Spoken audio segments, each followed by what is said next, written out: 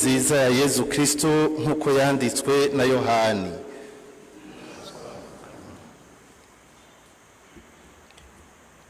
Ntimusimbwe n'umutima, nimwemere Imana na jewe munyemere.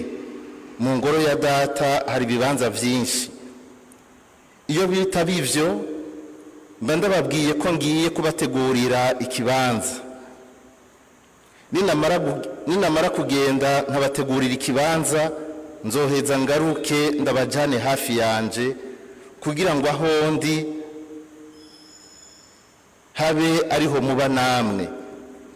Kandi aho nja murazi inzira irorayo. Toma amubwira ati, Mukama, ntituzi yuja, inzira irorayo twoyimenya dute? Yezu aramwishura ati, jewe ndi inzira, ukuri n'ubuzima, ntawe uja kwa data atanciyeko. Dushemeze inkuru nziza ya Kristo.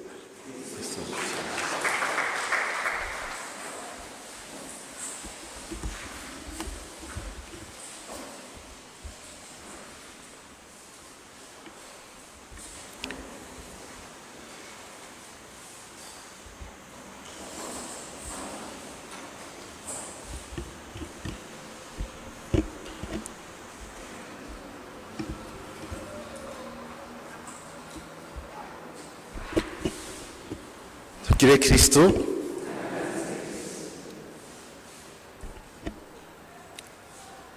Ngira murabitegera twashimye gufata amasaha nk'aya kugira ngo turabe yuko umuntu yotaha mu masaha atararenga, dushobore kuganya iyo minota 15 canke 20, ku buryo nibaza abari mu nkuka y'imisa nibaza kwitaza guteba mu kanya abashaka habamwe natwe baca badushikira.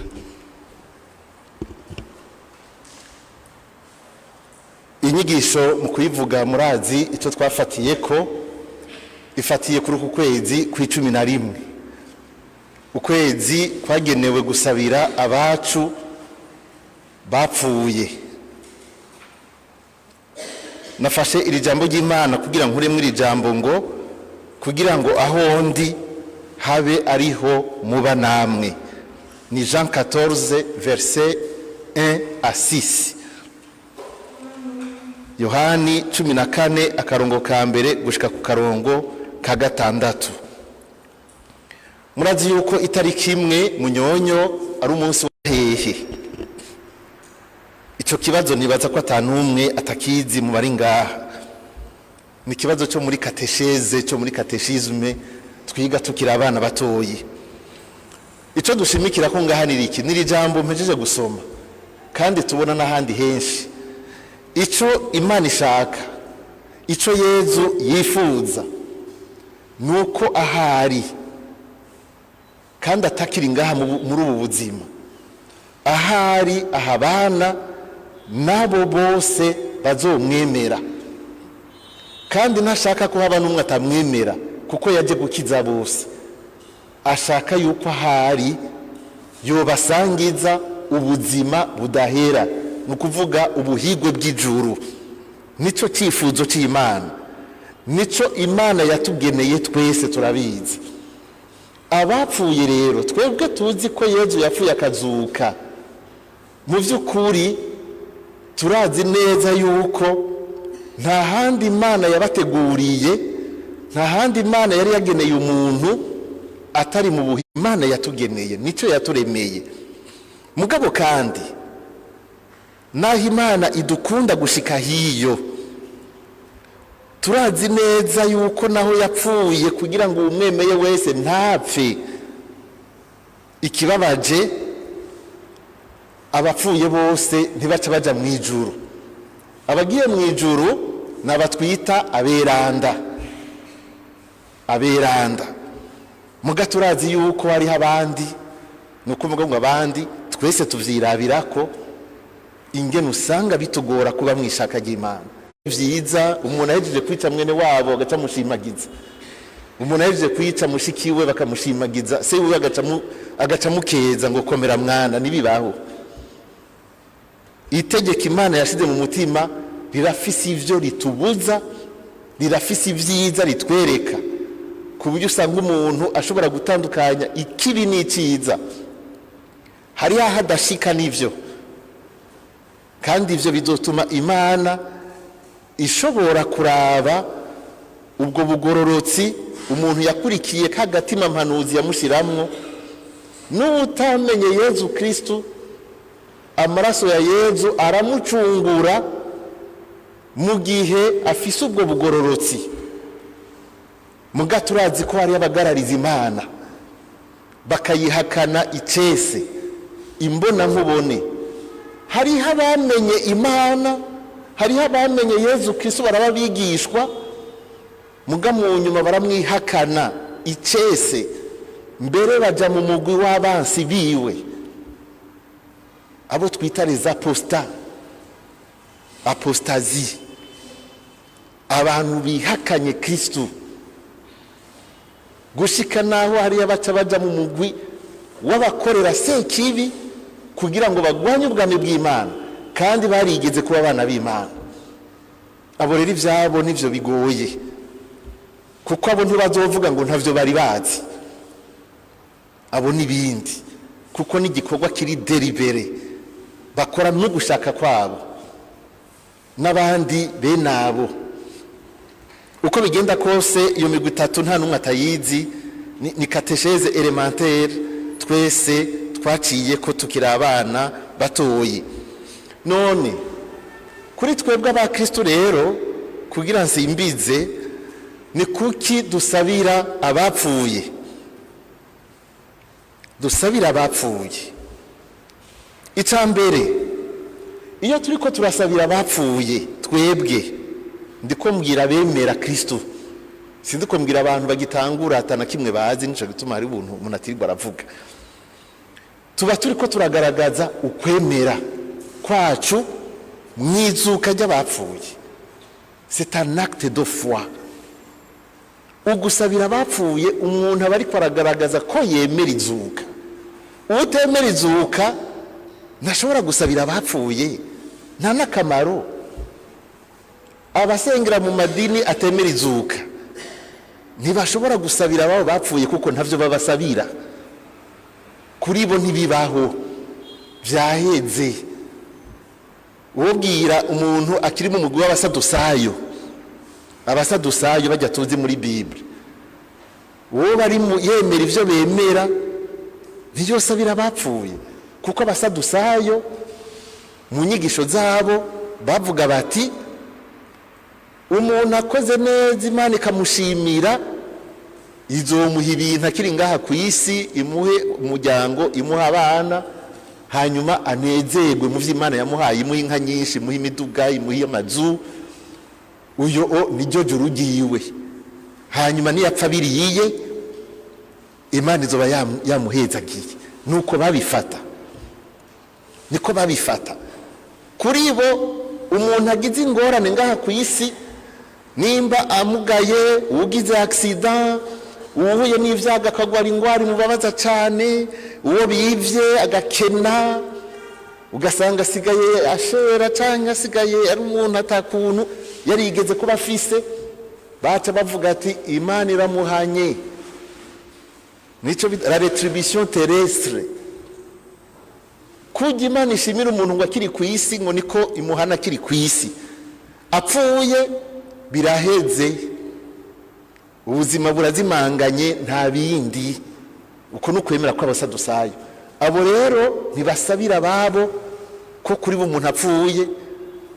Hari n'uvuga nk'upfuye yararushe, bavuga bati Imana yari yaramuhanye kabisa, araruhutse, araruvuyemo, yofuma apfa ko abandanya ba mu vyo yararimo.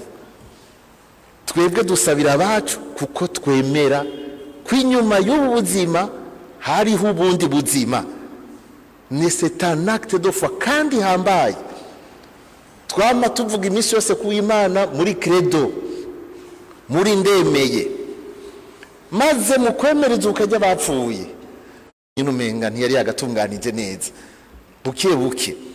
Ku buryo rero kandi urabona aberanda ba mbere hajya mu kinjana ca mbere, icya kabiri harapfuye abakristo benshi babaye bamaratiri, rijya sinzi igihe bamaratiri bishwe n'umwami w'abami César w'ico gihe Nero. Abo bapfuye bakanka guhemukira Kristo, bakemera gupfa bakaribwa n'intambwe, birumvikana bobo ko baca babakanoniza, baba bagiye mu mugwi w'aberanda. Ku buryo rero bama bibuka aberanda, naka nimba bamwishe itariki zingahe, uwundi bamuciriye ubwo gupfa bakamusogota canke bakamuturira, uwundi bakamuha intambwe.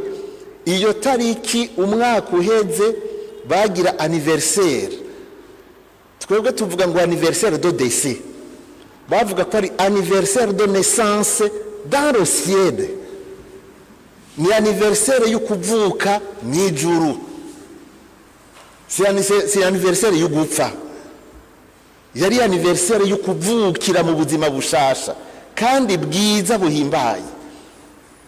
Ugasanga rero bariko barahimbaza aberanda bagira ayo anniversaire, babigira mu kanyamuneza, ntibibuka abakirisu bajonjogoye, kuko baraberanda bapfiriye Imana, bashingiye intahe Kristo bakanka guhemuka, bakemera gupfa.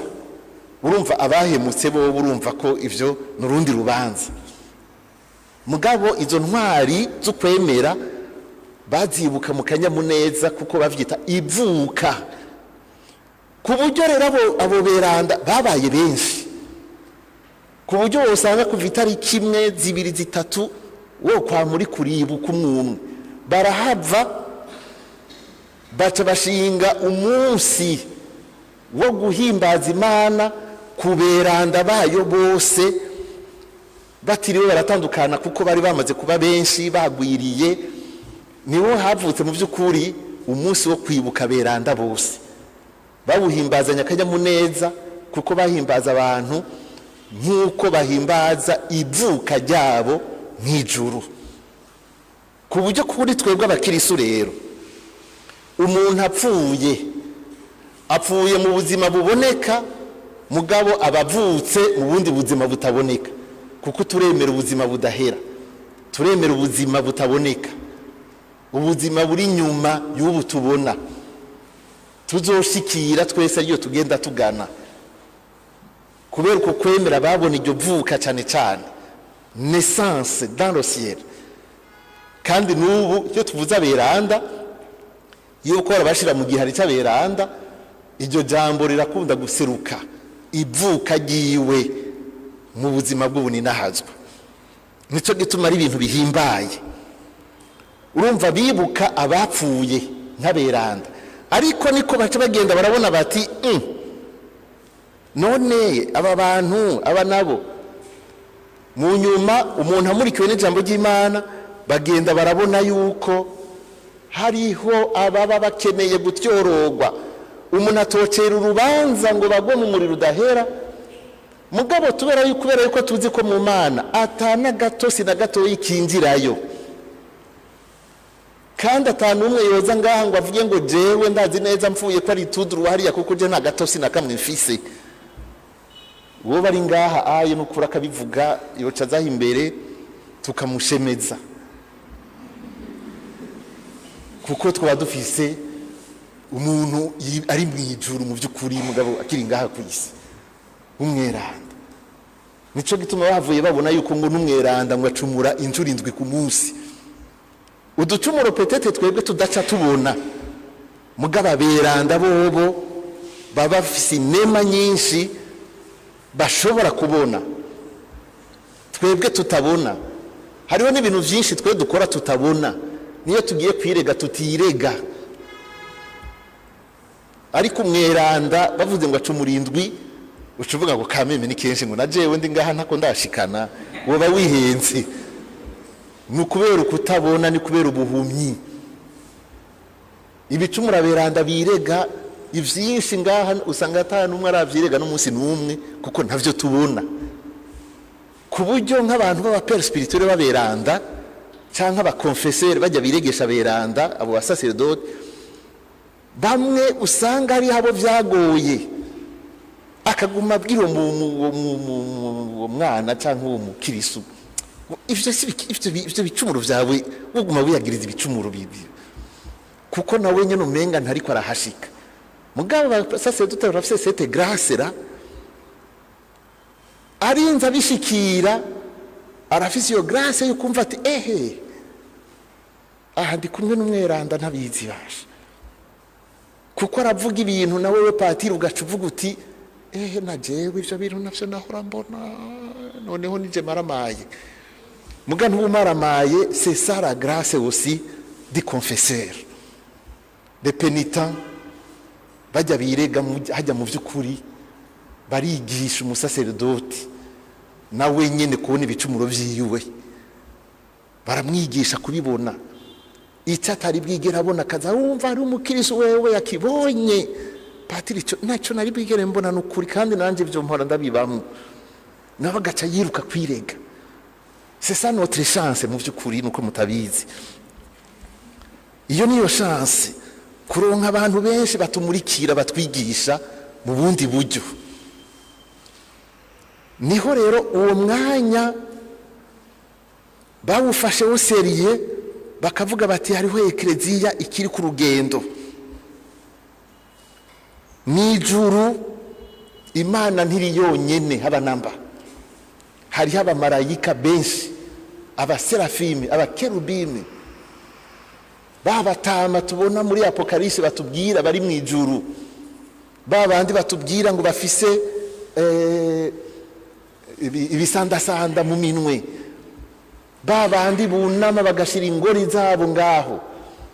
Musomye Izayi 6 ariko aratubwira ingene aberanda abamba abamarayika bahanahana ngo mweranda mwijuru si solitude na gatoyi. Mwijuru Imana si yonyene, mwijuru barasenga, mwijuru baraninahaza, mwijuru hariyo liturujia y'ijuru, liturujia y'ijuru hariyo igihugu muga hakaba n'iki gihugu cacu. Aha rero navuga nti dufatiye kuri ivyi purgatori vyarabonetse naho mu bwuzure bwa kera mu gitabo c'amategeko Deuteronome biranditse neza ko kizira, kandi n'abaporoti barabasabira ko nuko batagira kaniwanse karaho kizira gusenga uwapfuye, kuko abantu baja kwambaza abapfuye mu vy'ukuri ugasanga ariko bambaza les esprits. Nico gicumuro Sawuli yakoze, kuko yagiye gusaba ngo ni yagiye ku mupfumu ngo amufashe ngo kwambaza ngo gusenga ngo umutima wa Samueli baramuhakije kuko ico gihe yaciye hano. Ariko nabo nyene bamaze gushika ku ntambwe yo kumenya ko hari hizuka, kuko hajya mu bwuzure bwa mbere mu nyandiko za mbere na mbere ivyizuka ry'abapfuye ntibiri clair. Nico gituma abasadusayo bafatira kuri zijya nyigisho za kera zimwe za Musa, ntibarengana hajya bijya bitabo bitanu baguma hajya. Nico gituma batemera izuka, kuko nta nyigisho nimwe yanditsemo yerekeye izuka. Kugira ngo abayahudi batebe bigishwe ivy'izuka bavyigishijwe n'abahanuzi. Murazi ko abahanuzi baje ari abantu exceptionnel baza guha umuco igihugu c'Imana, baza kugiha intumbero, baza kukirurutsa umutima bakagishikana ku rugero kugira ngo bagifashe kwitegurira amaza ya Mesiya. Hariho rero vyinshi bagiye barigisha Yezu yaje gushitsa mu byo bigishije, kandi Yezu yaje gushitsa harimo ivyizuka ry'abapfuye. Nico gituma mubona mu kinjana ca kabiri imbere yuko Yezu Kristo aza kwisi, muri bijya bitabo vyanditswe mu kinjana ca gatatu ca kabiri, abahanuzi bamaze kugurura amaso abantu bagakirurutsa umutima bakigishwa ivyizuka, duca dutangura kubona rero amapassage y'abantu bizigiye izuka. Naha tubona mu gitabo c'abamakabe, mu gitabo c'abamakabe ntibaza ko mubazi, igitabo ca kabiri c'abamakabe ni mu kigabane c'12. umurongo wa 39 mbere n'uturongo dukurikira gushika nko kuri 46 tubona ba Yuda Makabe bari ku rugamba kugira ngo bagerageze gukura mu gihugu ikintu cyaje guhumanya la Terre Sainte. Urazi ko bahagurutse kugwanya abagiriki babonye yuko isengero ihumanijwe na cyane cyane altari nyeranda y'umukama. Niho baciye bavuga bati aha ntibikunda n'ubuzima bwacu turabutanga. Bari ko bagwanira yuko Israeli abansi bataza gukandagira ivyeranda. Niho bagiye kubona yuko mu basoda babo, mu bantu bari ko baragwana urwo rugamba, ari abantu babuze ukwemera, bakagenda bagiye ku rugamba bagaca bakenyera uduheko. Mu nyuma muri abo bafise uduheko rero harimo bapfuye. Yuda Makabe bagiye kuraba ngo babahambe, bariko barabegeranya, bagenda kudekuva yuko bari bakenyereye bamwe kuduheko, batabura ivyambago bati ibara riraguye, binivyo bizotwica nivyo bizotuma dutsinda. Turiko kugwana ingwano yo mukama, tugaca dukoresha ibigwanisho vya sekibi. Barigaya ene bavuga ko abamaratiri kuko bapfuye pour la cause de Dieu, basanga harimo abari bafite uduheko. Muri ico gitabo kuri uwo murongo niho tubona handitse ngo ico ciyumviro ceranda, cyari iciyumviro ceranda, ngo ntibari gushobora kugishikako batemera izuka ry'abapfuye. Nuko bemera izuka ry'abapfuye bagize ico ciyumviro ceranda. Donc le livre de Maccabée qualifie cet acte de prier pour nos morts comme une pensée sainte, inspirée. Duhora tubisoma rimwe rimwe iyo passage turiko turaherekeza abapfuye. Iciyumviro ceranda ni ukuvuga ko igikorwa bakoze icyo gitabo kigikarifya d'un acte saint, kwiyumvira gusabira abapfuye ni igikorwa ceranda. Tugikura ngaho mu Bamakabe. Mugabo kandi abakirisu bariyumviriye Yezu wenyine yarasabira abandi, yarasabiye Petero. Tuzi ko yavuye amwihakana kandi yarabizi Yezu ko azomwihakana kuko arabimubwiye, uzobunyihakanye gatatu. Mugabo nagusabiye gusabira umuntu naho azomwihakana, mugabo ntagenda akagirire. Yezu tubona yantisipa muri Jean 17, ariko arasabira abiwe, agasabira abiwe bari kumwe, ngo agasabira n'abazoza mu nyuma bazomwemera, akabasabira no kuvuka bataravuka. Nukuvuga ko igisabisho Yezu ahereza ntikigira imbibe. Ico gisabisho ariko ahereza data, ariko arasabira abiwe, ntikiraba amayepoke. Nivuga ngo musabiye ngo aba bari ngaha, ngo abo batarabaho ndabasabira gute, ariko asabira n'abazoza mu nyuma bazomwemera mu nyuma. Na twebwe twavutse ubu turi mu kinjana ca 21, ico gisabisho ca Yezu kiratwerekeye. Nukuvuga murabona ububasha bw'igisabisho. Kirazira ko tuvuga ngo igisabisho kirafise imbibe, ngoya ngo igisabisho ngo gusabira ngo umuntu utabona. None Yezu ntiyasabiye abatabona. Yezu ntiyasabiye n'abazovuka mu nyuma, n'abazovuka mu binjana bizokuri, kuko ntiyari mise ngo abo nsabiye ngo ni gushika ngo mu myaka ngo 150 gusa. Bose n'abazoza mu nyuma arabasabiye. Abahari n'abazo igisabisho gifise ububasha bwo kurengana amasyekle, bwo kurengana imbibe z'igihugu, zo kurengana ivyo twebwe tubona n'amaso.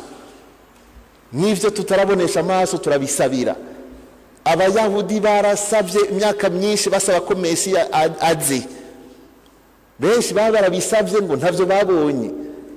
Basavye ikintu kiza kuranguka heza imyaka amajana n'amajana, muga ntibareka kubisabira kuko Imana yaramwemeye bizoba.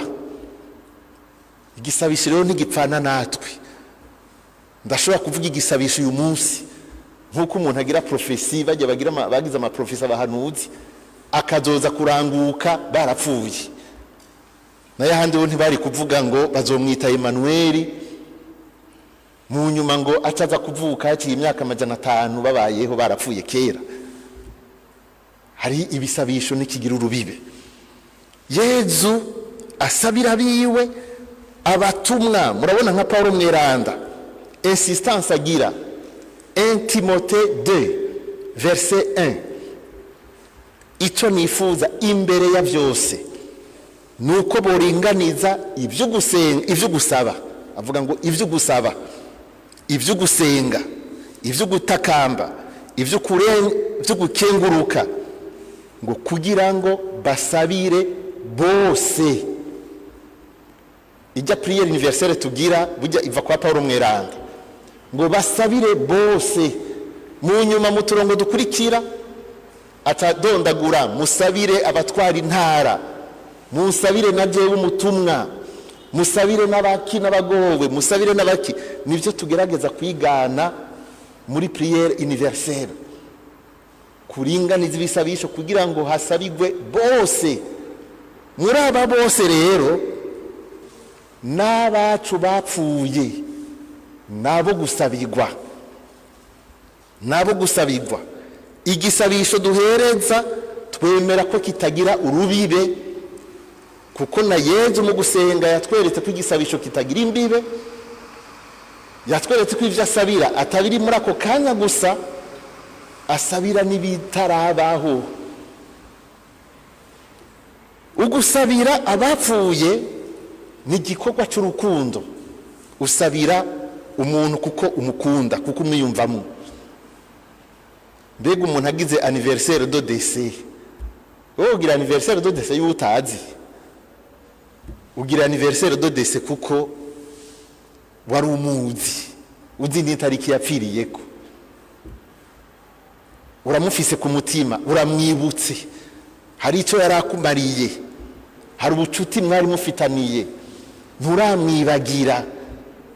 Gushika naho n'imyaka 10 ishobora guhera ugasanga ntumwibagira.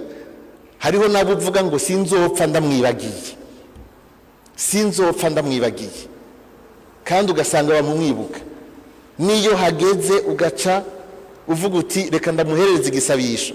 Nibwo buryo bwonyene mfise bwo gushobora kuja muri ya communication navuga avec lui.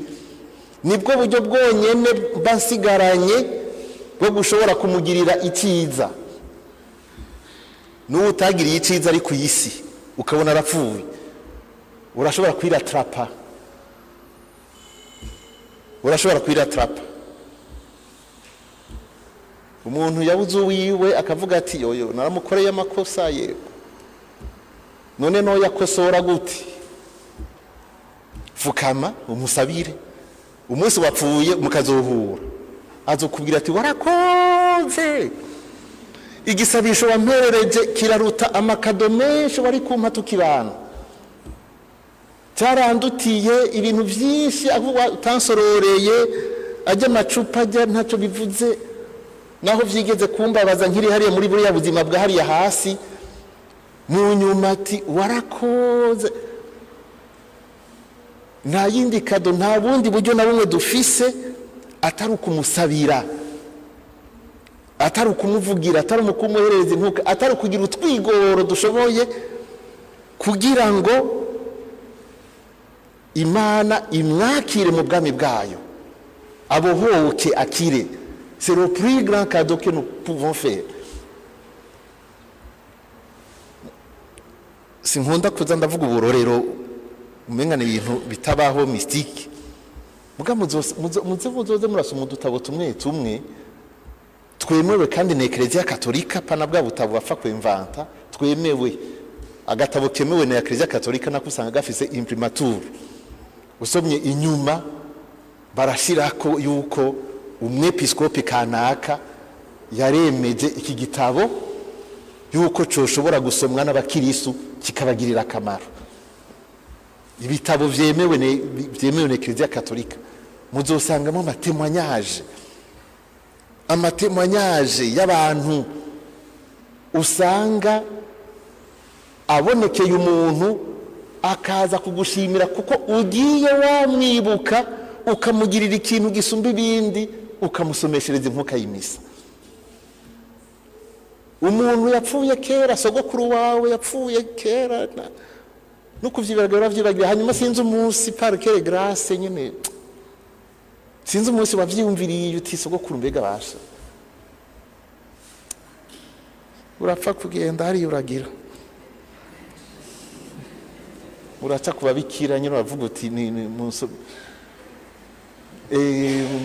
nshaka gusomesha imisa naka na naka ugacushiramo wa mutama sogokuru yapfuye ukiri nakana sinzi gene wamwibutse nyene vyagenze ngina ni mutima aba yagukoreyemo kumbe uwo mugore wewe yasize ntigeze amusomeshereza imisa ni wa wundi bavuye guhamba byari biheze abo bakibasangara inzoga bahengera basangira inzoga no kubasororera ugasanga arabasororera nta numwe en retour yemera gufata amafaranga ya intention de messe ngo amusomeshereze imisa.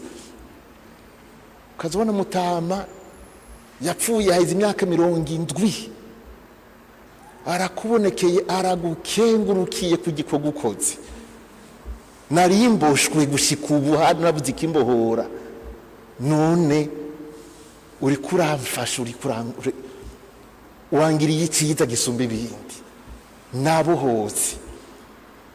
Il y a des témoignages comme ça. Il y a des témoignages comme ça. Turirengagiza tukabibagira. Ni igikorwa cy'urukundo. Umusabira kuko wamwibutse. Umusabira kuko ushaka kumugirira neza. Umusabira kubera yuko umwifuriza ibyiza. Uri kumwifuriza kunezerwa. Erega umuntu akwifurije kunezerwa biraryoshe. Ihuye n'umuntu ubuntu ko mbona bitazagimenya guhezagirana umutamakazi akakubwira ngo urakavyara uragaheka urakagira iki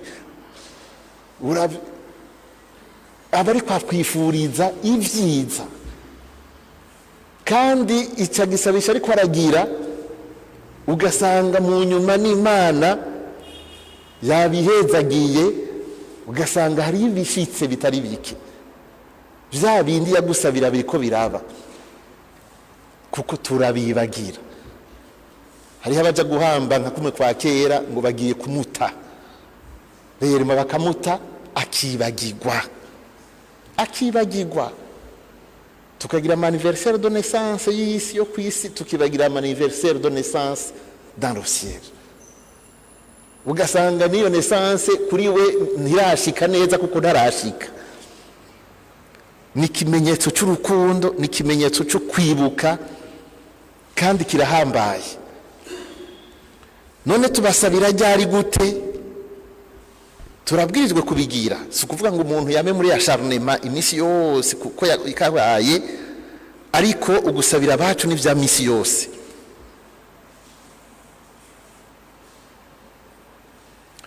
Urabasabira mu bisabisho vyawe vya misi yose. Mugasabishe ka uri mu cyumba nimba uri kurava gwishapure pourquoi pas kamisi yose ça ne coûte rien. Ega kujya tuvugira mwaramutse Mariya umuntu akiriho ndashobora kuvugira mwaramutse Mariya nubapfuye nkamushira mu minwe ya Bikira Mariya ntibarabaza baradutera inkuru batubwira ko Bikira Mariya ahora yinjiza abantu mu ijuru ku mayeri ku mayeri nabatera inkuru mugabo ku mayeri nibuka wa mugani batubwira Petero mweranda yishofye aguma abona amavisaje akaraba mu gitabo ati uyu muntu kumenga ntiyanjiye imbere, yaza kuraba mu gitabo agasanga uwo muntu ngo nta urimwo, agaca aja kwa Yezu kumwongorera, erega ngaha turafise ingorane, hariho abantu binjira no kuraba ahantu bamenera, hariho nimba baramenye urupangu, hariho umuntu ngaha sinzi ko ari igiturire, sinzi ko ari igiki, sinzi ko ahengera twagiye kuryama, sinzi mwijuru umugabo ntibaryama, sinzi ahantu abacisha ariko bariyo, ujya nuriya mu gitabo ntiyanditse, nta na hamwe twapwense ko yinjiye, ntituzi itariki yinjiriye, kuko abinjiye n'abasohoka igihugu murabizi ko baba banditswe, bagaca bagendereza kankete bakarondera discretement barondera aho bica, barateba baramugundura ububigira uwo ari we, basanga ni Bikira Mariya, basanga ni Bikira Mariya, basanga abasimbisha urugo, kuko ngo yagiye ku rukuta hejuru, kuko hari clôture, bagaca mu muryango umwe, nawo Petero ni wo ucunga n'urufunguruzo ararufise, ngo basanga ngo yarikuye umunyororo, umugozi ufise amafundo. Abo bantu biwe rero ntumbaze nyene bavugana, ngo bagaca baza baradugira kuri ya mafundo y'umugozi, burira urukuta batsimbi bakorokera indani, ubundi yurira akorokera indani, ubundi yurira akorokera indani. Baca baja kwa Yezu ati twamufashe, twamubonye, ntitwamufashe muga twatinye, ariko twamubonye. Ninde uyu muntu yubahutse? Ivyo mwijuru mu bisanzwe nta tricherie baho, ngo ni mama wawe.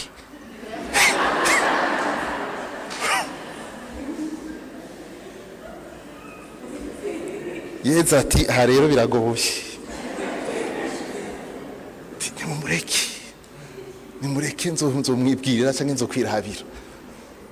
Mugabo nabazi kwemvanta ama histoire, baca batubwira ati ofete basanze uwo mugozi wa Bikira Mariya nayo mafundo ko ari ishapure, amafundo n'izijya ntete, uvuze mwaramutse Mariya abaduzi ingazi, ayihejeje agaca afatira ikurikira abaduze, yashika ku rukuta akamukwega aca mutibukiriza indani.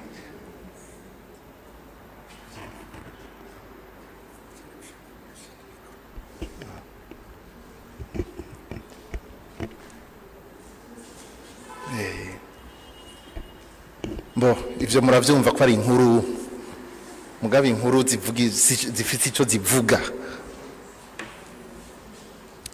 Nashatse kuvuga yuko birekuwe kuvugira mwaramutse Mariya umuntu yapfuye.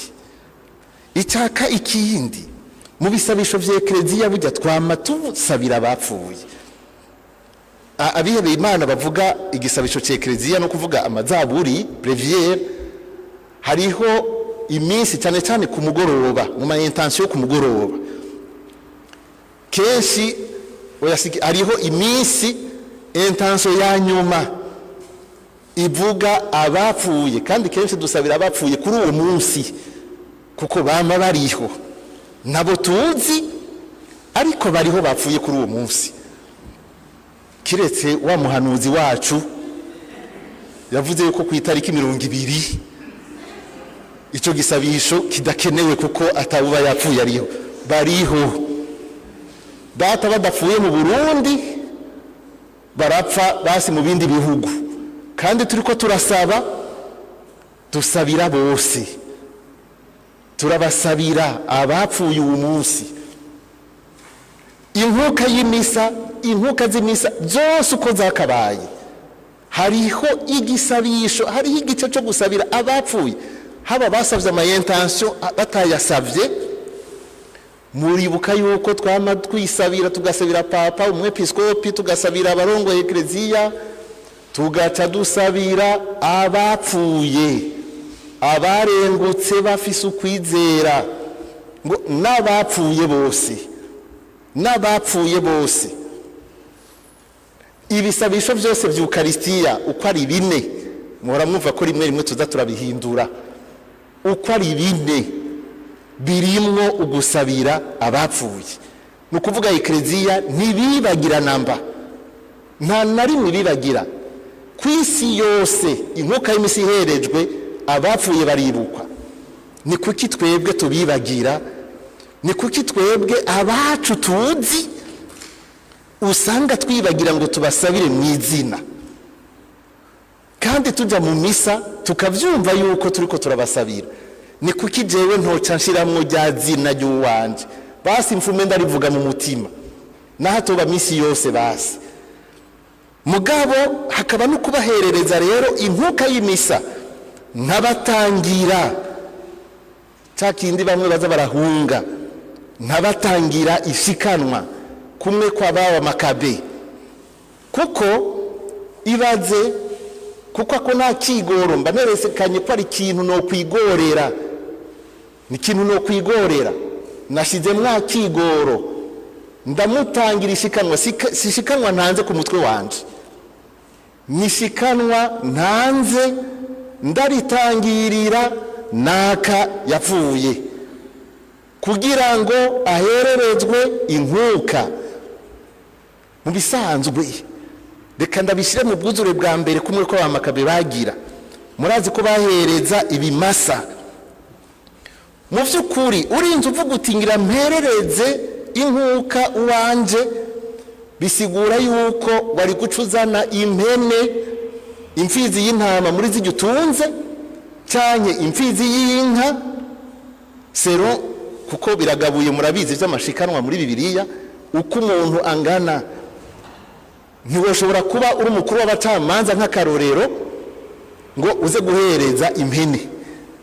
Hariho abantu bari mu makategori bahereza inka, hariho kategori bahereza imfizi z'intama n'impene, hariho kategori zihereza utunuma, zimwe za ba Yozefu n'ababikira Mariya, udukunje tubiri, utunuma n'ifu. Kategori y'ifu ni hasi gose, muravyumva ibintu bijya bisanzwe tuntu dukeye. No kuvuga yuko urinze uvuga uti ngiye kumusabira iyo nkuka ndamuherereje, iyi si jewe sindiko mpereze iyi nkuka y'ugutyorogwa kugira nyorogwe jewe, kuko murazi ko bahereza inkuka zo gutyorogwa ibicumuro. Iyi nkuka iki kimasa ndagitangiriye naka kugira ngo abe ari watyorogwa, pamwa medwi. Uyu munsi bakubwi mbega jari intention de messe mbe yahora kuri 1500 mu misi heze, ubu menga yagiye kuri 3000 sa 3000. Wari kongo bapatiri barakunda mahera nibi. Wewe uyo muntu igihe wamugwaza kwa muganga muri hopitale ya Kira mwatanze imiliyoni 23 kandi ntimwitohoze kumuhereza inkuka ishobora kumukura ibicumuro, ishobora kumushikana mu buzima mudahera. 3000 ngo abapatiri mu gukunda amahera basazi kikabasha. Nawe wohereza inkuka zingana gute iyo wumva ntiwofushikanye 23 million abantu baba batanze bari ko baramuvuza, kandi agacagira ko agapfa? Kuko gupfa n'ubundi turapfa nta kundi, twese nuko. Cyanye baguciye data umuriyoni n'ibihumbi 300 kuri hopitale hari yahandi ha makeyi. Iyo wumva intention de messe, twebwe haba igikorwa udashobora kwikorera, iyo wumva usanga bigoye, bagaca ku ruhande ngo udatanze amahera ntibakuvuga. Suko kuvuga, abantu bibaza ngo nukuvuga, abantu bibaza ngo kuvuga gusa izina, ngo ne sukuvuga izina monje, sukuvuga izina.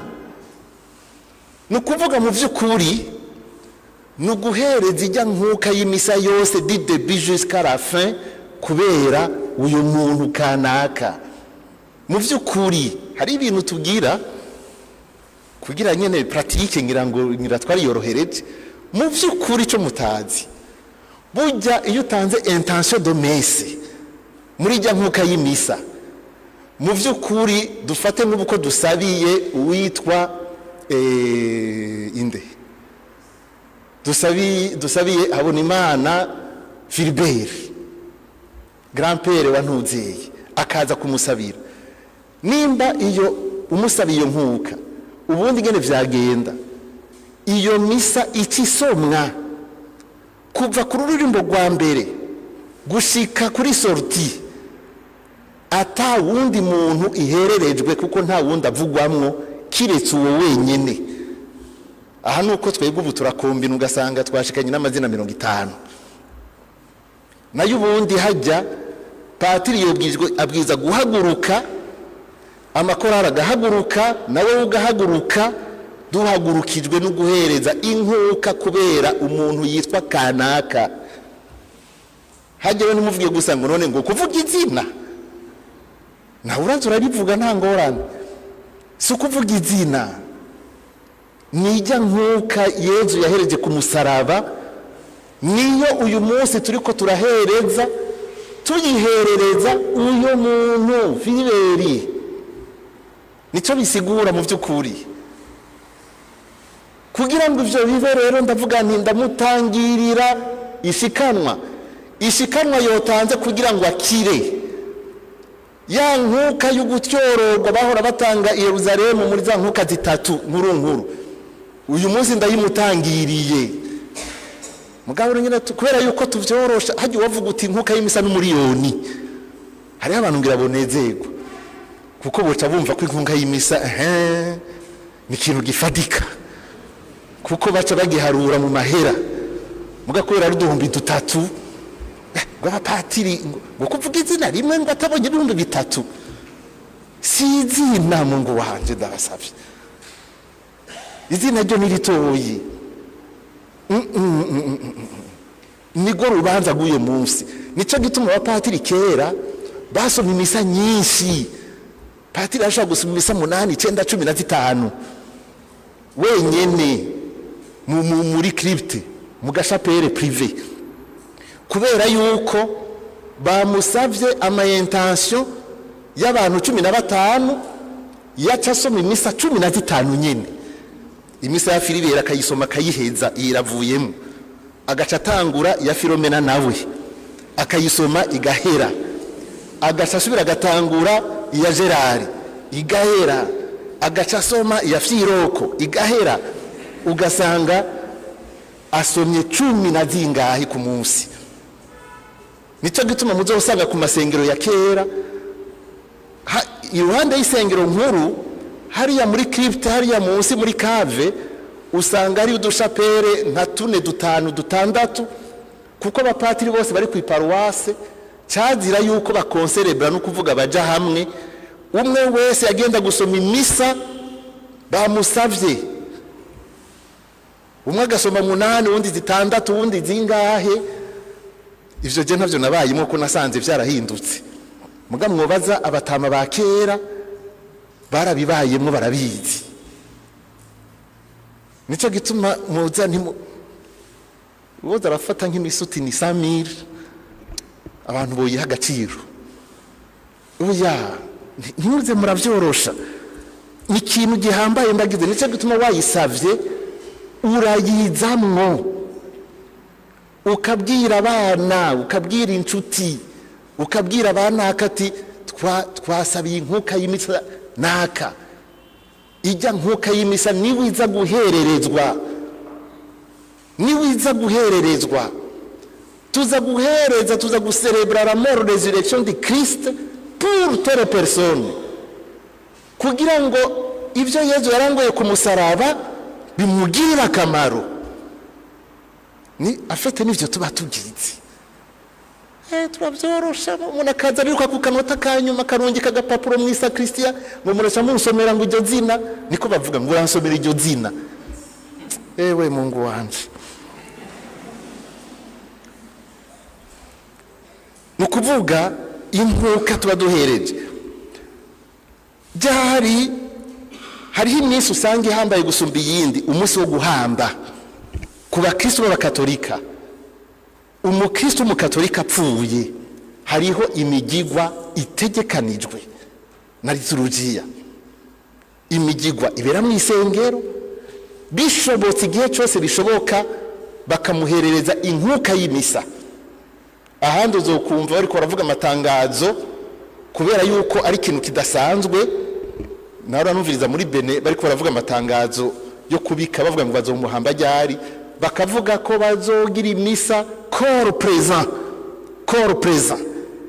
kubera yuko abantu bose ntibirekuwe yuko baza kubasomera imisa corps présent.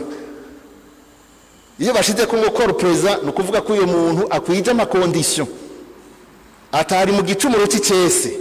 Hari ingingo bafashe kugira bagerageze ku umuntu ari mu gicumuro cy'icese, umuntu yihakanye ekleziya, babandi uzubona yavuye ngaha gaca yigira gusenga mu bajehova, abandi ntariya muri Bene naho vyoshe ko umupatiri akamuhezagira ikiziga ntibacinjiza mu isengero ngo basome imisa kiri agukiri.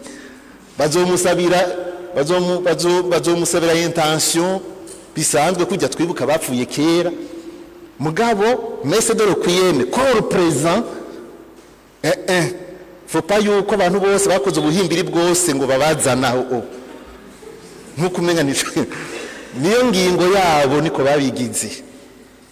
Mugabo kandi nukumenya yuko bose badasabirwa. Umuntu atari umukatolika, umuntu atabatirijwe, ntibaza kumuherereza inkuka y'imisa. Mugabo arabakirisu ngaha bibananira gukora ubutumwa bwo kuja kumukonvertisa akiri muzima ngo bamusabe abatirizwe, bagaca bahengera yapfuye ngo nukuri dufashe. None twe tubafasha iki? Ntibifata, navyo dufasha kuko ntibifata. Umva bo bashaka ifoto ngo abantu bodutwenga, bifoko bagira ibirori kujya nyine patiri babona bagirira abandi. Ushaka ko biba mujeko umwigishe umutondeko gushika zose abibatisimu. Mugabo ntuhengere yapfuye, kuko ngaha bama batuzaniye ababikira bo nibo babizi nibo bagowe hajya. Ukabaza yarafite imyaka ingahe? Ngo 64. Akaba atari bwabatirizwe ngo ka. None ubu rero yapfuye muratonze umurongo ku iparuwasi. Ni kuki mutatonze umurongo muhiriwe kugira ngo atabagondozwe ahinduke? Abo bantu ndabasubiriremo, abo bantu ntibasomesherezwa imisa, abo bantu ntibagirirwa imigigwa ya liturujia iyo bapfuye. Babatwara ku mpanda bakabashira mu kinogo. Hari ico mutazi, simetiere yonyene reka ndayishikako. Burya hariho simetiere y'abakristo. Umupagani umuntu atabatirijwe ntayinjiramwe mu by'ukuri. Ubu kubera byose bivangavanze. Umuntu yihakanye kwemera kwa ekleziya ntibamuhamba muri simetiere chrétien, bamuhamba muri simetiere y'abapagani. Baraja guta mu ishamba kuko kuri bo bavuga ngo nukuja guta. Navuze yuko twebwe imigirwa tugira tugaragaza ukwemera izuka ry'abapfuye. Mugabo ubu uye byose n'uruvange ni confusion. Umunsi wo guhamba rero birahambaye ko umukirisu yogirirwa ijya migigwa inkuka y'imisa, naho patiri atoshika ku mpanda kuko nitwahakwiva hose. Abakirisu barafise uburenganzira bakoresheje tujya dutabo two guherekeza bapfuye. Mwese ndabasavye mutugure n'udutabo tw'ubutumwa, kuko turimo ibisabisho byo gusabira umugwayi muhira. Ugusabira umugwayi n'ibigirwa na patiri gusa.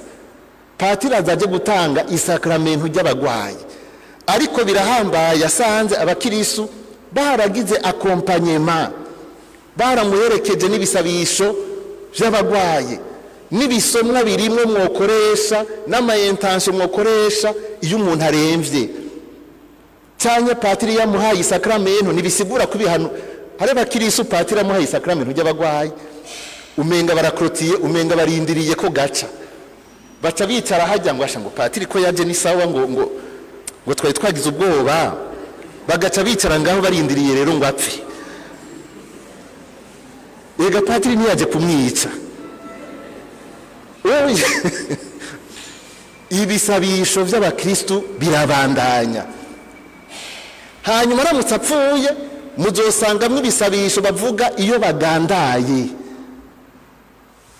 bagandaye murabona ubu mu bantu bari muri Renouveau aha murimwe muri benshi iyo hapfuye umuntu wo muri Renouveau spontanément igisabisho kihari ni louange nk'abantu muri charismatique erega hari ubwoko bwinshi bisabisho louange si cyo gisabisho cyonyine cy'eklezia ega hariho prière de demande ega hariho prière d'adoration ega hariho ishapure ega hariho intercession ega hariho pèlerinage mwebwe kuri mwebwe byose hageze ko musenga nta kindi gisabisho kibaho atari louange yonyine zamuragerageza mwadabute bavukanye kuko hari gihe mugira louange no kuri tombe umuntu atemera agatirimuka muca muvuga muti none ko ari umupagani ega hari ibisabisho vy'eklezia biri consacré par l'église kandi ntimuvyite bitoye faites attention hari abantu baca bita ko ari plus sage que l'église faites attention hari ibisabisho bitegekanijwe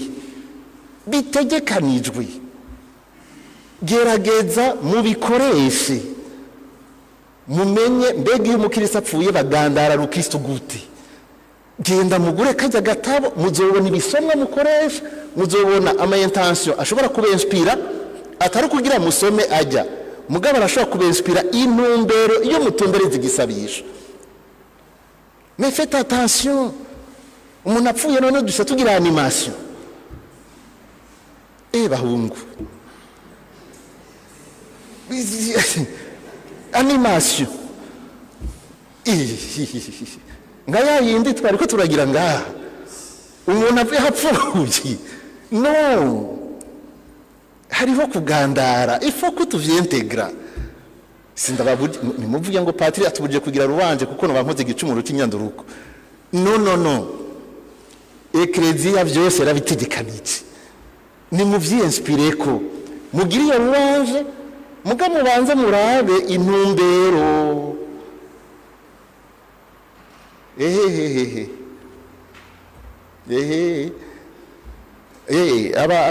abo muri Neon iyo bagiye guhamba hariya barafise nabo nyene igisabisho louange bagirira kuri tombe bagaca bayizunguruka batamba musenyeri yaravuze ati turabasavye ivyo bintu yego ni vyiza mugabo banza mu bihagarike gushikaho abantu bose bazobitegera kuko nibotegera ingene muca mutamba kuri tombe y'umuntu duhamvye ubunyene ujya nimufuma mutambira muhira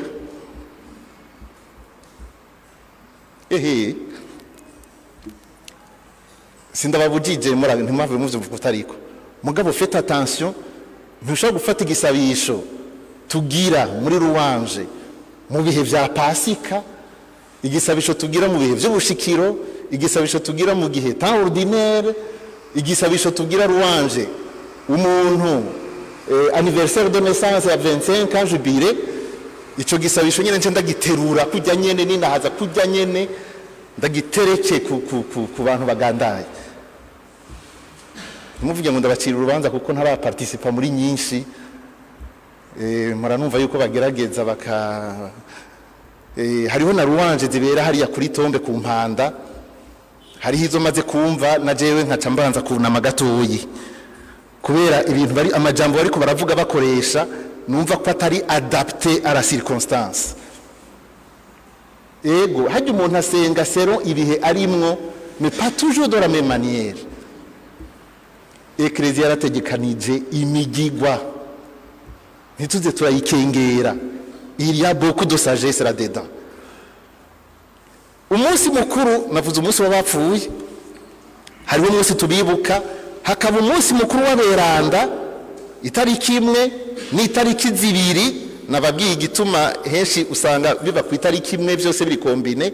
Aho iwacu en pratique turabitandukanya kugira ntihabe confusion, tumenye yuko abo twibuka bose n'abapfuye, mugabo bamwe naberanda bari mu bunini nahazwa, abandi nabakiri mu yishuriro. Aha rero Ekleziya yashinze ku kwezi kwa 11 ari igihe kidasanzwe cyo kubasabira.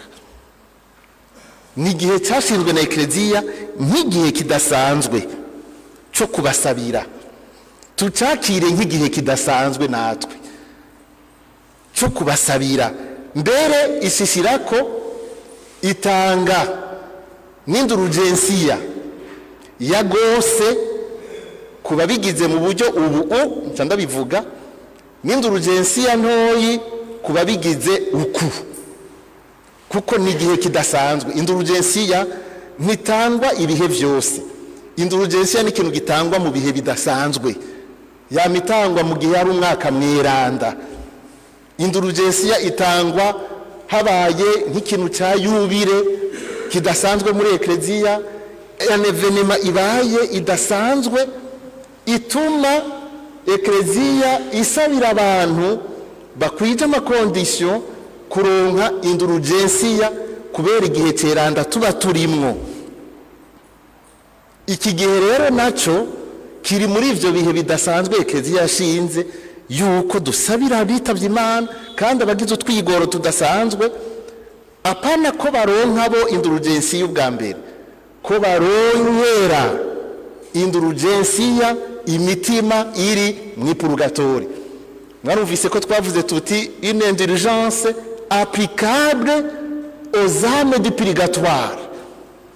Hari indurugensiya turonka twebwe, mugabo hajya handitse yuko muri uku kwezi mu buryo budasanzwe ni indurugensiya, ni ukuvuga applicable aux âmes du purgatoire, ni ukuvuga iyo mitima ironka icyo kigongwe kidasanzwe cy'Imana ku byo bakoze bakiriko barishura. Nuvuga nti ivyo ideni nimba ari ideni entre guillemets bari basigaranye rikabavako, kuko iyo tuvuze indurugensiya haraza kujamwo ijambo ry'ideni.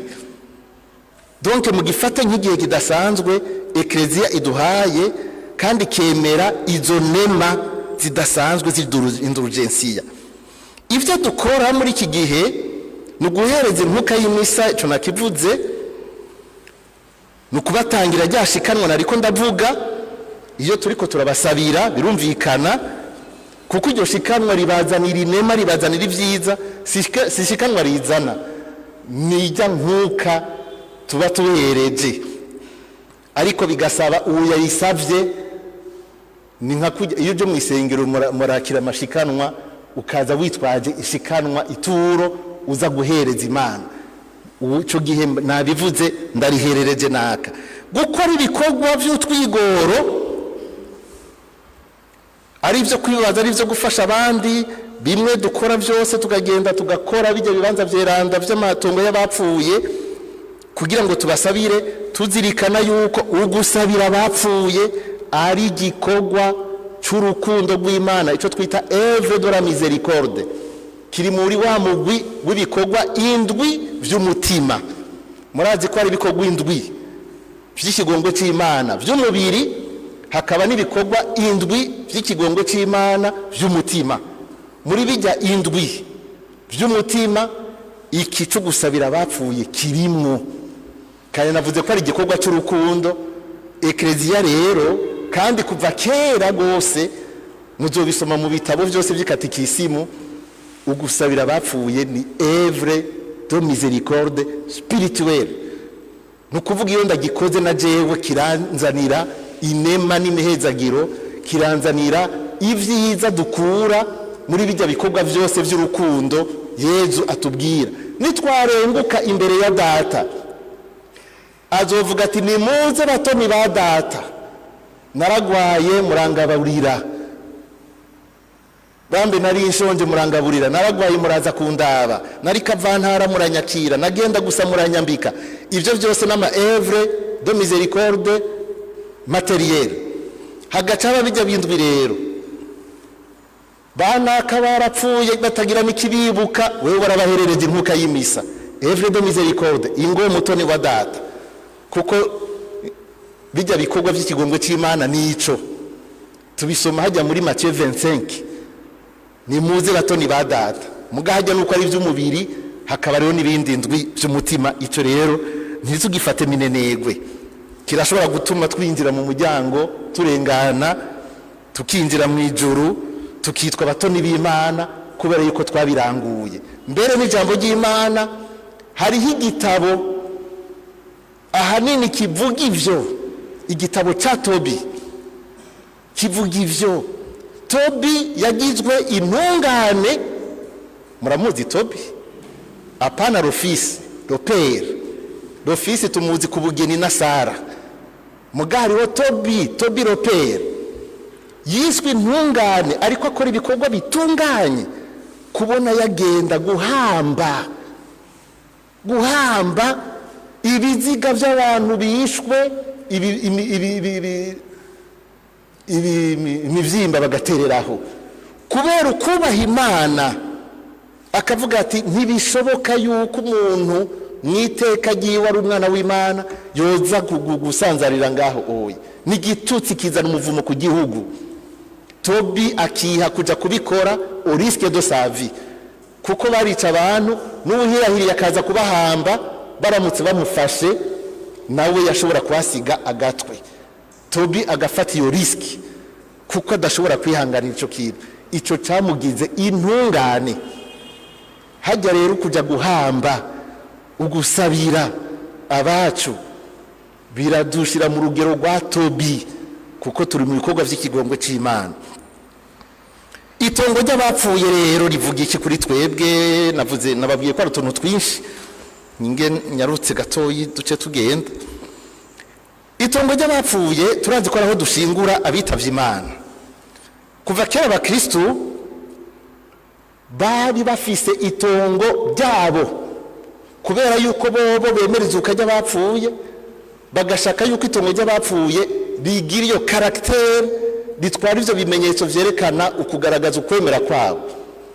Abakristo uzosanga baca bubaka amatongo y'abapfuye iruhande y'isengero, ahantu atari kure.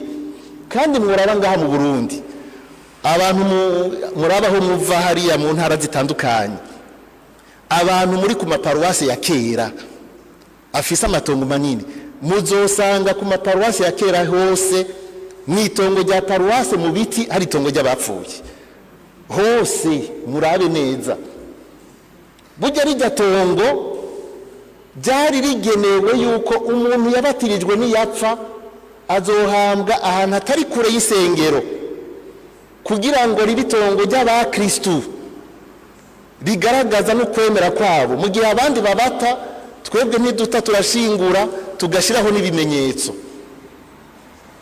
kuko icyo twita cimetière, kare namye ndaba mu Kilatini, marazima nibagiye kucandika, etymologiquement cimetière gisigura ikibanza umuntu ajyamamwo, ikibanza umuntu ajyamamwo. Nico gituma requiem, tuvuze ngo messe de requiem kivuye mu ijambo risigura ukuruhuka. Dora tuvuga ngo ni baruhukire mu mahoro yawe, baruhukana amahoro. Requiem mu bisanzwe ni titre y'ururimbo rw'inyinjizo igihe dusoma imisaza bapfuye. Mugabo kubera urwo ruririmbo ariko rutanga intumbero, ijya misa yose bahavuye baca bayita ngo ni messe de requiem, mugabo bisigura repos. Abantu muri korale tuza gusoma imisa bagaca baririmba di n'importe quoi à rentrer, baraduhuvya. Ikilatini twaracibagiye, mugabo twabwiza kuja kuraba urwo ruririmbo rwahavuye ruhizina ijya misa, intumbero irimwo, kugira ngo turabe ko tugira ururirimbo rushobora kutwinjiza muri ico kinyegezwa cyo kuruhukira mu mukama turindiriye izuka. Nukuvuga rero itongo ry'abapfuye kuri twebwe ni kibanza ceranda, kubera yuko mu itongo ry'abapfuye hama hari ikimenyetso cy'abakristo umusaraba. Abazoji bururi ibuta musenyeri araheruka gushinga ikibanza bazohambamwo abasaserdoti n'abihebeye Imana, nta cahoraho. Ubu barahari ibuta hariho ikibanza bageneye ico, kandi yaraje arahahezagira acashinga umusaraba munini, abahazi muzobubona.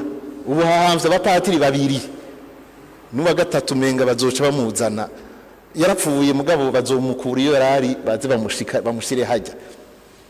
Ico kimenyetso mu vy'ukuri ku matongo yose y'abakristo no mu kibumbu narabonye umusaraba uracariho ku itongo ry'abapfuye. Mu isi mu biti hariho umusaraba munini. Burya n'ahandi ni kubera ngira ngo ibintu by'ikirere imisaraba yaciye ibungwa, mu itongo ry'abapfuye haba hari umusaraba munini. Iyo ari itongo ry'abapfuye rya Eklezia Katolika. Ikibabaje nuko ubu bazubona nk'umuntu w'umushefu apfuye, nk'itegera cya mustanteri apfuye, ngo ntiboza kumuhamba ngo hariya ayi hamwe n'abanyagihugu, ngo reka bamuhambe ku itongo rya paruwase hegereye centre, naho yari umupagani akaba yinjiyemo. Uwundi munsi numbaza ikintu cy'ikigaba umukomerisa hambaye yo kuri centre yamaze abagore b'abandi kubera afise amahera menshi, ngo yohambwa ahantu nyene ngo aboneka, bagaca muzana kumusabira ku iparuwase. Patiri ati jesi no kwankira abantu babuze agatereramwo.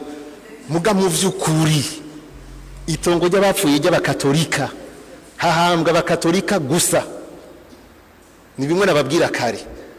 Mugabo ubu byose byarabaye potopoto, byose biravanze ku mpanda, uwemera n'utemera bicaye hamwe. N'abakristo b'abakatolika ntibagishira ku bimenyetso by'abakatolika kuko biranditse ikatikisimu twarayitaye. Umukristo bamuhamvye bashira ku bimenyetso bigaragaza ukwemera, umusaraba, bagaca bashira ko itariki. Muhava mutangara.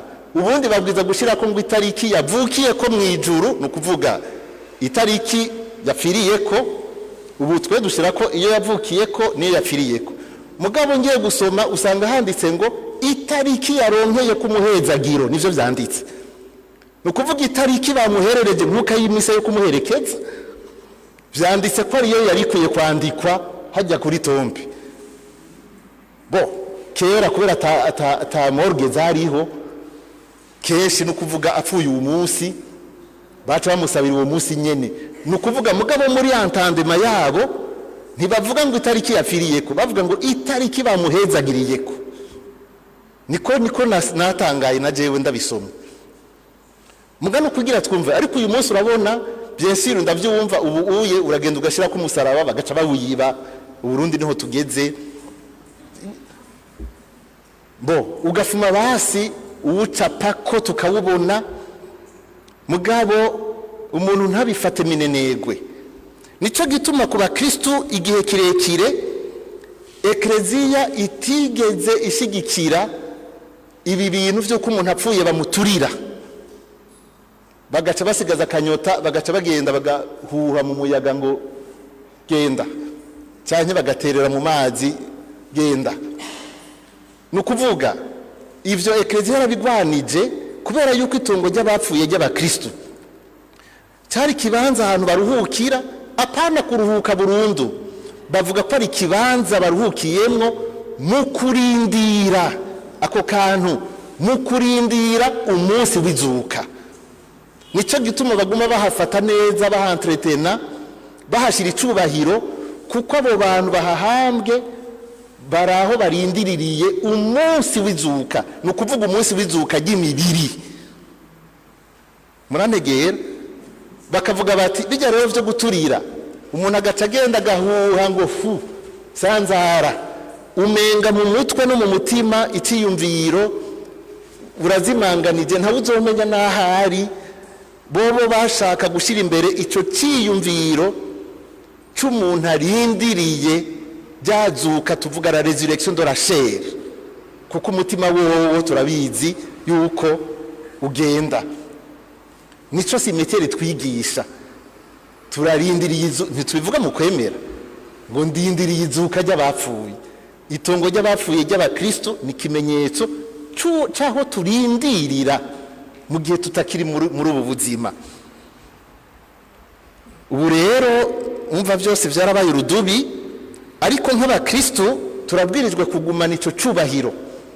Kandi ibi nako ndavuga byo guturira, ubu muri iki gihe ekleziya iyo bishitse nk'umuntu w'umukristo agasaba ngo bamuturire, ekleziya ntiza kumutera amabuye. Mugabo kandi ntivuga ngo nimubigire nta ngorane, ivuga iti naho wobigira, naho uramukubigize, ubanza ufata umwanya wumve yuko kwemera kwawe mwizuka ry'abapfuye kudatirigana kandi atawe kuza gutiriganya. Kuko hari igihe ari abo bigora kwakira, murabizi hari abo bigora kwakira, wumvise ngo byaratumutse byaragiye, cyane wumvise ngo umuntu ngo akanyota kiwe ngo kari mu gasashe cyane mu gacupa mu gateretse impande y'ibirahuri, hari ibintu bigoye. Si ukuvuga yuko ekleziya ubu uye ikondana, mugabo ishaka yuko abantu baguma bibutswa ikinyegezwa kizuka. Ivyo bimenyetso vy'inyuma ntibibibagize.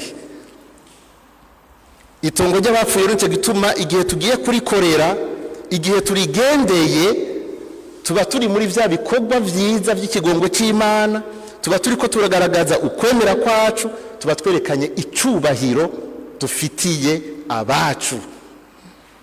Hanyuma muti umwanya waheze, reka ndababwira indulgensiya yari mu majambo abiri, kuko si ubwa mbere muyigishijwe. Mbega indulgensiya yoyo twamye tuvuga niki? Ndayiherezeko kugira tuyitegere. Mubanze mwumva akantu kamwe, inkwirikizi z'igicumuro. Mwese murazi yuko hariho ibicumuro twita ibicumuro bigoye, ivyo twita péché grave. Ibicumuro bigoye ni ibicumuro bidukura ku Mana, biduca ku Mana. Iyo twagikoze ntidusubira gusangira. Ibicumuro bigoye biza gutosekaza ubunywanyi bwacu n'Imana. Hakaba n'ivyo twita ngo ibicumuro bitoyi canke igicumuro gito mu Gifaransa péché veniel. Ntimwibaze ngo ni dutoyi gose. Ni ibicumuro usanga bivuye ku kwihambirira nabi ku biremwa, bikatwibagiza kana kariya, atari uko mu mutima twafashe impengamirombi ko mutere, ugasanga turiko duhagacira ibintu bitari ivyo, kuko murazi igicumuro kwa guhusha inzira. Ivyo oye vyo gutandukanya ibicumuro bigoye na bito bito nta cumuntu yo biraba n'uwundi munsi. Mugabo ndibaza ko mwese mumaze kumva ayo majambo péché grave, péché veniel. Ikindi cyo gufata nuko igicumuro kenshi gitosekaza ubucuti dufitaniye n'Imana, kandi kigatosekaza ubucuti dufitaniye n'abandi bantu, kigaca gitera umudurumbanyo muri twebwe nyene, ugasanga twaguye mu mpengamirombi zitarizo kubera ubumara cyangwa inkwirikizi za cya gicumuro. Meme na environnement murabizi yuko tuyitosekaza. Donc notre relation avec la création, avec la nature, nayo nyene kubera ibicumuro dukora biraza guhungabanya, kandi Imana yaduhaye iyi si ngo tuyitunganye neza. Iyo rero umuntu avuze ngo ndigaye, yabwiza kuraba ivyo yononye, amakosa yakoze, ivyapfuye ivyo ari vyo. Hariho ivy'umutima, hariho ivy'inyuma. Ivy'inyuma vyo rimwe turashobora kubiharura. Umuntu akoze muri kese ugasanga yatrishije yihaye uduhumbi 60, hanyuma bigaca bifatwa, vyo baravuga bati yivye ibihumbi 60. Uyo rero mu bisanzwe naho yoja kwirega. Igikorwa c'ubutungane abwiza gutunganya, gusubiza mu buryo ivyo yononye. Kuko abantu bacavuga ngo nzocumura ngo nje kwirega. Faites attention. Hari abantu bazomara imyaka 4,000 mu purgatori kubera ivyo bintu. 4,000 regira baho canke amajana basane irabaho, kuko mu Mana ni eternity. Ivyo nakanya gato. kubera umuntu avuga ngo reka ndagikore none nzokwirega mugabo nirege kameme abanje baronse kameme nanje nubatse etaje ahaye muri ville yo mbamwo n'iyindi hariya ku mutumba kugira babone ko nanje ndumugabo hanyuma none abana banje baca baja kwiga mu Bwongereza muri ya universite ya yindi nyene tuzi zimvye ayo mahera azovahe reka ndabikore tanke nk'ibigikunda nze ndaprofita wondi abigira n'impaka mu vy'ukuri zokwirega none patiri natambwira ngo genda uvuga akarongo k'ishapure faites attention nico gituma mvuga ntiyari abantu bazomara mu purgatori imyaka 4,000 kuko hariho kurekurirwa ibicumuro nukuvuga ugacyororwa umutima ariko hariho n'igikorwa c'ubutungane ntushobora kwitwa intungane mu vy'ukuri utabanje gusubizaho resu wa santunire watwaye barakubwira ati gisubizeho turakurekuriye ntaco ntitukwirukana turakugiriye ikigongwe mugabo muri comptabilité dushaka yuko hariya munsi ibiharuro murabizi intumba zingene bavyita dusanga bihura ayo rero urayasubizayo ni igikorwa c'ubutungane nukuvuga la réparation gusubiza mu buryo ivyo wononye ujya muntu natutsi igitutsi cyamushavuje nawe acabibwira uwo bavukana nawe arashavura n'ubundi n'ibitutsi byose bavuze uzokwirega kuri wewe mu mutwe wawe ni vyiza ariko imitima yindi myinshi yapfuye nayo yaciye icumura yaciye ikora ibitari vyo ubwo nambara ubuki bw'igicumuro cyaciye kirandaranda kikaza kugira amadega mu miryango kuja kurepara ivyo bintu ngo abantu basubire kwa kundi bari utarabacumuza uwo bigutuma yego ivyo nivyo bindi yeza avuga ngo nisenge utayishuye ngo ntuzovayo none igitutsi navuze nkabeshera umuntu bigaca bituma umuryango wose umererwa nabi cyane nkamurenganya kukaza kagenda patiri yampaye impongano yambwiye ikintu d'ordre spirituel ariko œuvre de justice hajya mu mana hari ubutungane bwayo none ivyo nzovyishura gute ico nico rero hari ico hacazo cyo bitwa cyo twita repene hariho ibihano hariho ibintu vyononekaye ubwiza gusubiza mu buryo ijya vaze bayimenye genda uguri yindi ushireho none icyatsi cyaciye cyo none karakikuma naco kirasubira kumera kwa kundi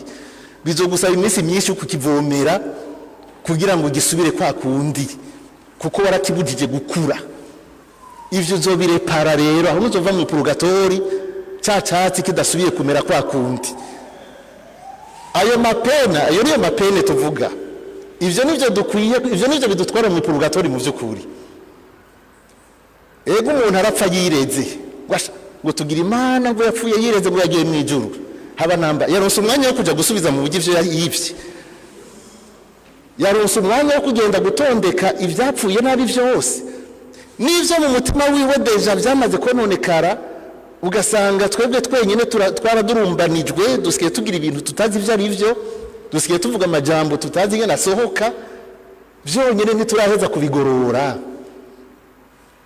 aha niho tuzirikana yuko hariho ikigongo c'igicumuro nakoze meredega restera visible inkwirikizi zigumaho ico rero nico bavuga bati genda rero urabe ingene ukebuke uragorora bijya na bijya urabe wamenye intuze genda urondera itara urisubizeyo niwe warimenye nabujya tuzobisubizayo tukabiheza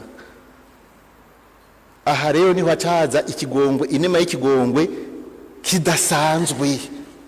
kidasanzwe c'Imana nico bita indulgensia mu vy'ukuri kidasanzwe kugira ndaborohereze kubera n'umwanya wanjanye kugira ndaborohereze murabona nje muri civile umuntu arafashwe yarakoze ivyaha arafunzwe mu mpimba bamukiriye imyaka 20 kandi icyaha aracemera kuko yarabikoze kandi iyo myaka azoyimara cyane babubwiye bati ubwiza kuzokwishura amafaranga angana uku. Murabona muri Etazini barashaka gucira umuntu menga Pinochet, le president Pinochet baramutiriye imyaka nambara igihumbi ningahe nambara amajana 600 nangahe. Muri Etazini barashaka gucira urubanza ngo uzofunga imyaka amajana 925 kandi bakayigucira wewe deja ufise imyaka 60. Mukuvuga uzopfirayo. Muri Etazini menga ntibavuga ngo ni Burundu, barayevariwa bakayivuga igitigiri n'amajana 6 niyo uciriwe. Nukuvuga ofete mu yandi majambo ntuzovayo. Ariko birashobora gushika umukuru w'igihugu ari occasion nimba twaronse umwimbu mwinshi w'ibiharage turiko turigina umwimbu umunsi mukuru w'umwimbu ukaza wumva ngo par grâce présidentielle wa wundi bakiri imyaka 200 ngo akiriwe 2 gusa, ugasanga iyi 2 yo yarayirenganye kuva kera yaramaze nk'itandatu. Uyo akaba sohotse par grâce présidentielle. Nukuvuga ntavyo yarakwiye kugira ngo yishure vyo musavye imyaka 200 kugira ngo umuntu rero azomare mu purgatori imyaka 900 ya yindi y'abanyamerika. Ukazubona haje une grâce spéciale de Dieu kubera ibisabisho vya bamwebwe, kubera inkuka z'imisa muri ko murahereza, kubera utwigoro mwagize muri vya bikorwa by'ikigongwe cy'Imana, kubera ibikorwa vy'aberanda kuko biri mu rusangi rw'aberanda bose. Nigeze kubasigurira ca communion entre l'église céleste et terrestre, kubera ibisabisho n'ibikorwa beranda bakoze abamaratiri bashesha amaraso bagatanga ubuzima bwabo, kubera ivyo vyose Imana ikaraba ibisabisho muri kumarahereza n'umutima utunganije. Wa muntu les âmes de purgatoire nababwiye indulgence applicable aux âmes de purgatoire. Wa muntu yari kumara mu purgatori imyaka 900 ukazubona Imana ivuze ngo kubera vya bisabisho vyaba basavye banje bari hariya aye wewe muvukanyi ingo mutoni wa data usangira ubwami wateguriwe isi tararemwa. Uyo akaba arinjiye mu bunina hazwa kubera iki twatumenyetso dusanzwe dukora twebwe muga tukabigirana umutima w'urukundo n'ukwemera. Indulgensiya muyumve muri ubwo buryo kandi yarabaca bashavura ngo none Imana ngo mwisakameno ry'ikigongwe ngo ntiya yaturekuriye, iba yakurekuriye kuko nta muntu aronka indulgensiya atabanje kwirega. Nta muntu ashobora gusabira n'umuntu wenyene atabanje kwitunganya ku mutima, nukuvuga kubanza gutyorogwa. Ego ndatyorowe me yaje ndatyorowe me ujya muntu navunye ukuboko atari kwararima kandi atunzwe n'uburimyi kuko ukuboko kwe kuri kwisimanije na kuvunye, ndabwirizwa kuja kuriha abana none bazoca bicwa n'inzara ngo nireze, mbwirizwa kuja kubagaburira ivyo wa wundi yacitse ukuboko navuna ukuboko yobagaburiye kugira ngo ngerageze kuminimiza les dégâts. Na ico muracumva hari abakunda kugihunga rero nisenge mutayishuye tutayishuye naje ndimwo tutayishuye ntituzovayo. Nico gituma twokomeza igisabisho mu gihe eklezia ibiduhaye n'inema idasanzwe kugira ngo tuze turagabana indulgensiya, nukuvuga ziza kudukurako ibihano repene tworose mu purgatori kubera amabi twakoze inkwirikizi zayo. Muca mwumva igituma bihambaye, si ukuvuga ngo ahubwo ngo ni ikigongo gite cy'Imana ngo irekuye ngo Imana irekuye ibirekuye mugabe ivyo none karavyo biba vyapfuye kandi Imana nticiza ubwo nyene ngo koze igitangaro ngo kwa kuboko ngo kwari kwavunitse nciyenda gusubizaho n'imirima yari kurima ubu nyene ciyimera byose bicibigenda neza ama ivyo none kayi vyapfuye kandi abantu bazogorwa abana bizoka nkako biga kubera batafunguye kubera amakosa yande yanuzeye. Ivyo rero nivyo bitugoye. None rero ndabivuze mu majambo simple, nimwasoma inyandiko kuri internet muzitora kuko zirahari ubu zose, muzobona mu majambo meza gusumba yamvuze icarico indulgensiya, muga mwumve ko ari ikigongwe kindi kidasanzwe kiza rero kugira ngo congere kuri cya kigongwe cy'isakramento. Indulgensiya isanzwe partielle ni kigongwe kidasanzwe ndonka ku madega, ku mapene y'ibicumuro bito bito repeshe veniere. Indulgensiya ya gose ico twita indulgence plénière ni indulgensiya ndonka ku nkurikizi z'ibicumuro bigoye nakoze. Nukuvuga tubavuze bati nakaya muronke indulgensiya ya gose, ubu mukuye ko umwenda w'ibintu bigoye yakoze. Aha rero muri iki gihe muri ku kwezi dufise possibilité yo kuronka indulgensiya ya gose mu gihe dukoze ibikenewe kuva itariki imwe gushika itariki 8, ni octave. Dufate ko ari nka octave ya Toussaint. Muri iyo dere umuntu akwije ivyangombwa agakora ivyategekanijwe eklezia isaba, kuko bica eklezia niyo Yezu yahaye urufunguruzo. Aho rero imitima yo mu purgatori ndayironkira iyo indulgensiya ya gose. Ndabigize iyo tariki yarenganye,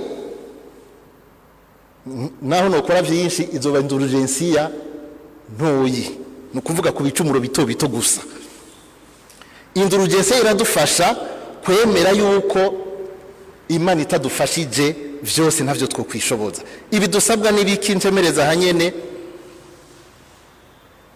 kwigira inama bwa mbere yo guhinduka, nkitandukanya n'igicumuro cyaba ikigoye cyaba gitoyi, nkahabwa isakramento ry'ikigongwe mu minsi 8 imbere, 8 jours avant le premier cyanye 8 jours après le premier. Muri yo intervalle kuba nahawe isakramento ry'ikigongwe soit muri 8 jours avant la Toussaint ou 8 jours après la Toussaint. Kwifuza kuronka iyo nema idasanzwe y'indulgensiya, nukuvuga yuko ndayisaba mu mutima Imana, nkacangira urugendo mwitongo ry'abapfuye muri iyo minsi 8 narimvuze, kandi nkasabira abapfuye. Ngize urugendo mwitongo ry'abapfuye, murumva ko mba ngiye gusenga, simba ngiye gutembera, mba ngiye gusenga, birumvikana. Muri uko gusenga rero harimo yuko nza kuvuga igisabisho cyo kugaragaza ukwemera, credo. Ugusenga nkuko Yezu yabitwigishije, dawe wa twese,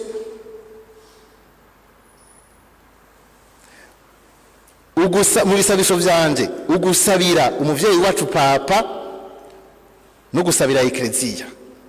Donc urugendo, ivyo bisabisho bitatu, credo, dawe wa twese, prier aux intentions du pape. Mugabo nkaba nagize urugendo mwitongo ry'abapfuye. Aha turafite itongo ry'abapfuye ngaha ku seminari, niyo dohora tuja, rijya tongo n'igihe eklezia rero rijya n'ijya abakristo, kuko nibaza bariyo bose nta numwe atabatirijwe arimwo, n'abakatolika gusa bariyo. Sugukumira nijya bihebeye Imana, muravyumva. Mugari wo n'abakristo barayike bariyo bakeye. Hanyuma bien sûr nkaba nahereje ibisabisho ari mu nkuka y'imisa n'ahandi. Iyo tariki zirenganye ntibimbuza kubandanya ngendera abacu bitavye Imana, nkavuga ibindi bisabisho, nkagira ibi bisabisho, nkaca ndonka indulgensiya ntoyi. Nibwo butumwa duhamagariwe, nabivuze, kugira ngo turonkere imitima yo mu purgatori ico kigongwe c'Imana kidasanzwe. Nababwiye ko harimo ibintu vyinshi bica bizana n'ayandi masuje n'ibindi bibazo, mugabo kwa kugira mugire une vue d'ensemble kuvyerekeye ugusabira abacu bitavye Imana. Paulo mweranda avuga ngo ntibikwiye ko muyobegwa, ngo ntibikwiye ko muyobegwa. ivyerekeye abahisi bacu. Yezu nawe akatubwira ati hari ibibanza byinshi, ngiye kubategurira ikibanza, nshaka yuko aho ndi muhaba, dushaka yuko nabo batarashika boshika aho Yezu yabageneye, kandi ashaka yuko bashika kubw'utwigoro, kubw'ibisabisho byacu. Nyabworo, nahari nyabworo ni ikigongwe c'Imana. Murakoze, tugire Kristo.